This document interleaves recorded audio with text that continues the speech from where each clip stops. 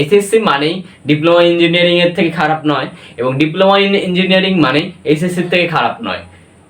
প্রিয় শিক্ষার্থীরা, তোমাদের বলেছিলাম এসএসসির পর এইচএসসি নাকি ডিপ্লোমা ইঞ্জিনিয়ারিং, এই বিষয়ে নিয়ে বিস্তারিত ভিডিও আসবে।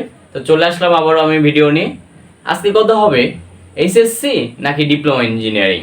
তো আমি দুইটারই বাস্তবতার আলোকে তুলে ধরার চেষ্টা করব, এবং সিদ্ধান্তটা কি নিতে হবে তোমাকেই। তো তোমাকে দুইটা বাস্তবতা মেনে নিতে হবে।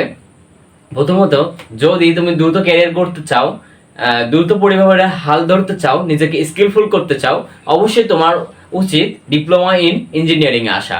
এবং অপরপক্ষে তোমার যদি লক্ষ্য হয়ে থাকে উচ্চশিক্ষার ক্ষেত্রে, তো সেই ক্ষেত্রে আমি অবশ্যই প্রিফেয়ার করব এইচএসসিকে, কারণ সেখানে উচ্চশিক্ষার ক্ষেত্রে তোমার হিউজ অপরচুনিটি থাকে।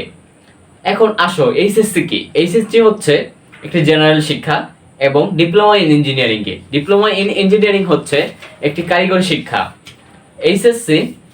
এসএসসির পর 2 বছর মেয়াদি হয়ে থাকে, ডিপ্লোমা ইন ইঞ্জিনিয়ারিং হয়ে থাকে 4 বছর মেয়াদি। 4 বছরে 8টা সেমিস্টার, 6 মাসে একটি করে সেমিস্টার হয়ে থাকে। তো 8 বার বোর্ড পরীক্ষায় বসতে হয় ডিপ্লোমা ইন ইঞ্জিনিয়ারিং এর ক্ষেত্রে, এবং এইচএসসির ক্ষেত্রে তোমাকে বসতে হবে একবার।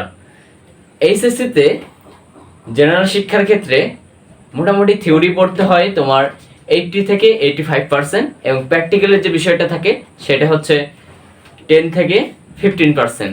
এবং ডিপ্লোমা ইঞ্জিনিয়ারিং এর ক্ষেত্রে 50 থেকে 60% থাকে প্র্যাকটিক্যাল, এবং 40% থাকে হচ্ছে থিওরি।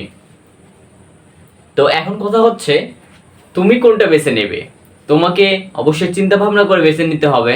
তো তোমার লক্ষ্য যদি হয়ে থাকে উচ্চশিক্ষা, সেক্ষেত্রে আমি অবশ্যই তোমাকে বলবো এইচএসসি তে অপরচুনিটি বেশি আছে ডিপ্লোমা ইন ইঞ্জিনিয়ারিং এর থেকে। জব অপরচুনিটি যেটা আর কি, সেটার ক্ষেত্রে যদি বলো, তো আমি অবশ্যই কিন্তু আগায় রাখবো ডিপ্লোমা ইন ইঞ্জিনিয়ারিংকে। কেননা ডিপ্লোমা ইন ইঞ্জিনিয়ারিং শেষে তুমি 10ম গ্রেডে, অর্থাৎ যার বেতন স্কেল 16,000 থেকে 38,000 সামথিং হয়ে থাকে, বেসিক বেতন ধরা হয়ে থাকে এটা, এবং এটার পদমর্যাদা ধরা হয় 2য় শ্রেণীর কর্মকর্তা।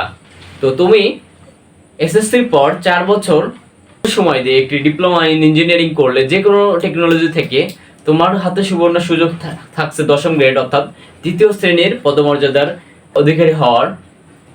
তুমি স্কলারশিপ নিয়ে দেশের বাইরেও উচ্চশিক্ষার ক্ষেত্রে যেতে পারবে, এক্ষেত্রে সুযোগ আছে।